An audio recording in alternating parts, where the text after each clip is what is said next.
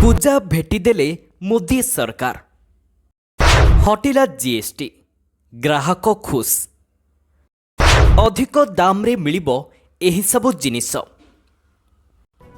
आजिठू आरंभ होईची नवरात्रि आउ एही नवरात्रि अवसर रे देशवासी को एक बड़ भेटी दैछंती केंद्र सरकार। मध्यवित्तों आरंभ करी चाषी पर्यंत समस्ते खुश। हाँ आज्ञा लागू होईची नुआ जीएसटी। सेप्टेम्बर 3 रे जीएसटी काउंसिल बैठक रे निया जाइथिबा निष्पत्ति सारा देश रे आजिठू लागू होईची। एहार लाभ एबे सीधा सड़क ग्राहकों पाखकु जिवो।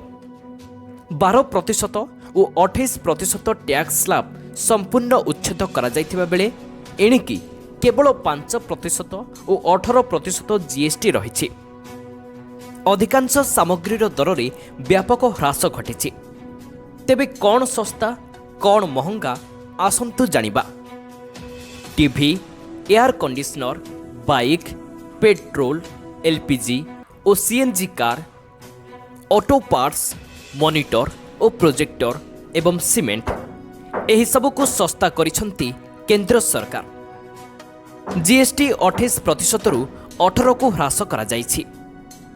सही भली सबुदिन व्यवहार सामग्री भी सस्ता हेउछि, जेमितिकि शैम्पू, टूथब्रश, टूथपेस्ट, साइकेल, रोषेई सामग्री, नमकीन, चॉकलेट, कॉफी, नूडल्स, घी, लहुणी, थर्मोमीटर, मेडिकल रे व्यवहृत ऑक्सीजन, जीवन रक्षाकारी औषध और विभिन्न कृषि जंत्रपाति भी सस्ता होइछि। एसबु आजिठू 5% जीएसटी स्लैब रे सामिल होइछि। आउ एहा व्यतीत किछि सामग्री उपरु जीएसटी हटिछि। जीवन बीमा, स्वास्थ्य बीमा, छेना, पनीर, रुटी, पिज्जा ब्रेड, पाउडर क्षीर, parotta, map, chart, globe, pencil, खाता, बही, रबर एथिरे जीरो जीएसटी। अर्थात एसबु सामग्री उपरे आउ कर देबाकू पड़िबो नाही। एने ग्राहकों मुहरे खुशी खेलाई देछि मोदी सरकार को एही निष्पत्ति। आउ जीएसटी स्लैब बदलिबा परे सबुठु अधिक आश्वस्त होइछंती मध्यवित्त।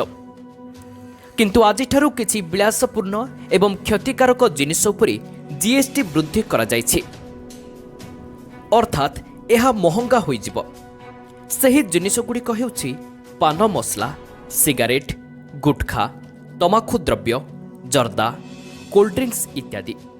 एहाकू व्यवहार करुथिबा ग्राहकों चिंता बढ़ी जाइछि। Bureau report, Odisha news now.